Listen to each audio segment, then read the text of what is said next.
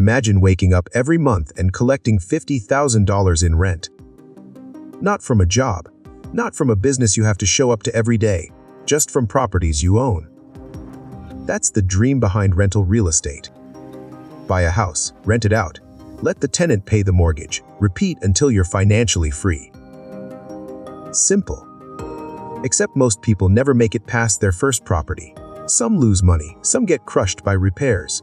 Some build portfolios worth millions but still struggle with cash flow.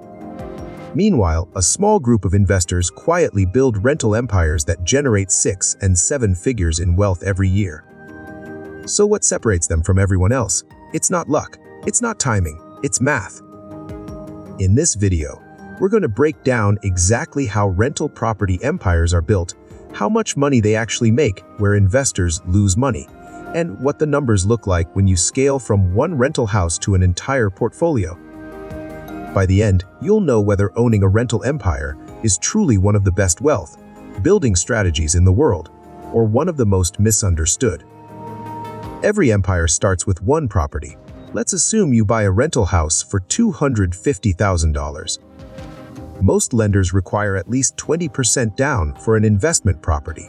That's $50,000 down payment, $7,500 in closing costs, and another $5,000 set aside as a reserve fund. Before you collect a single dollar of rent, you've invested roughly $62,500 in cash. Now let's rent the property. Monthly rent is $2,000. Annual rent is $24,000. At first glance, it sounds amazing. $24,000 a year flowing into your bank account. But that's not profit, because every dollar has a destination. Let's run the numbers. Mortgage payment $1,350 per month. Annual debt service $16,200. Remaining income $7,800. Now subtract property taxes of $3,000, insurance of $1,500, maintenance reserves of $2,500, and vacancy reserves of $1,200. Total annual expenses come to about $8,200. That leaves you with negative $400 in annual cash flow. Wait. You invested over $60,000 and you're losing money. This is where most new investors panic, because they focus on rent. Successful investors focus on total return, and that's where the math changes. Rental empires don't create wealth from one source. They create wealth from 4 sources simultaneously. The first is cash flow, the money left over after expenses. The second is principal paydown.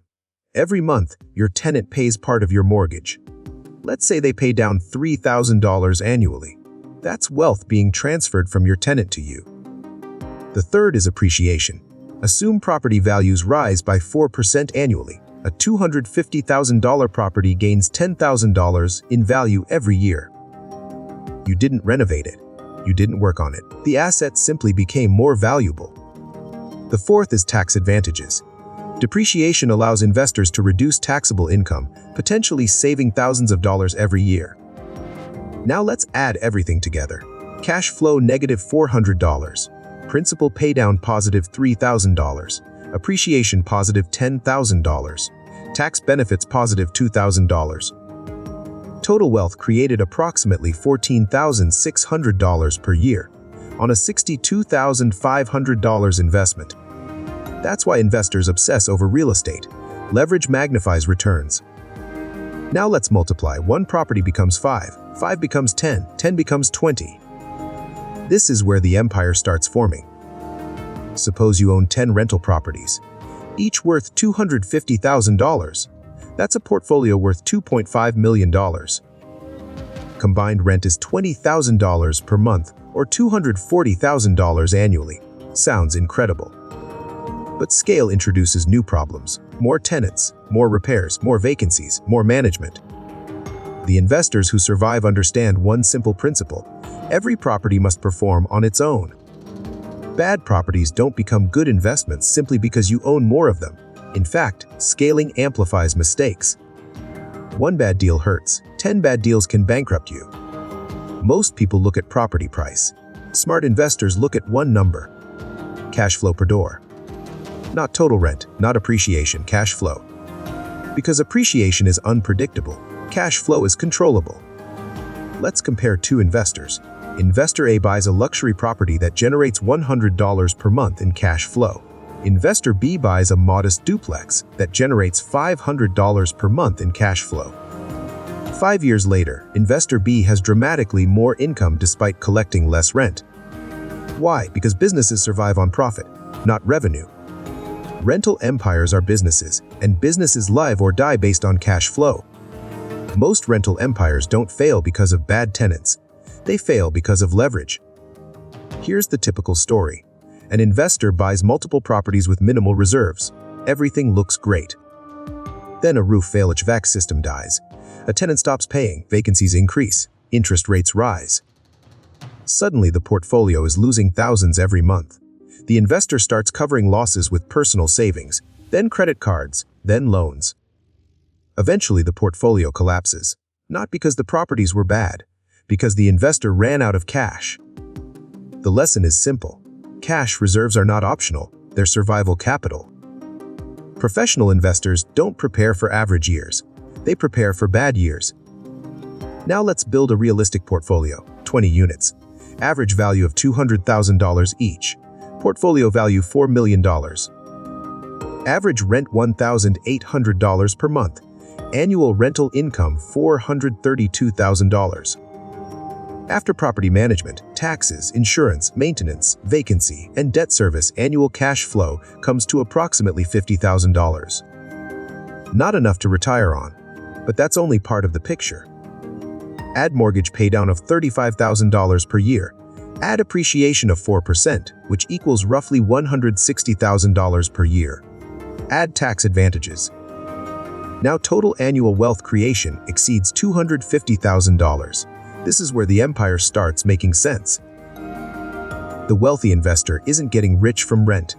They're getting rich from ownership. The biggest real estate investors figured out something decades ago. Small properties create income. Large properties create wealth. A 100-unit apartment complex is often easier to manage than 100 scattered houses. Why? Economies of scale. One maintenance team, one leasing office, one management system, lower operating costs per unit, higher efficiency. This is why many investors eventually transition from single-family rentals into multifamily assets. The math improves dramatically. So can you build a rental property empire? Yes, thousands of investors have done it. But the reality looks very different from the social media version.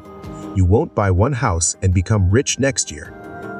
You'll spend years analyzing deals, managing problems, reinvesting profits, building reserves, learning the numbers, and slowly acquiring assets that other people help pay for. That's the real power of rental real estate. Not overnight income, not instant freedom, but the ability to control millions of dollars worth of assets with a fraction of the capital, then allow time, leverage, inflation, and your tenants to do most of the heavy lifting. Because the people who win in real estate aren't the ones who own the most properties. They're the ones who understand the math better than everyone else.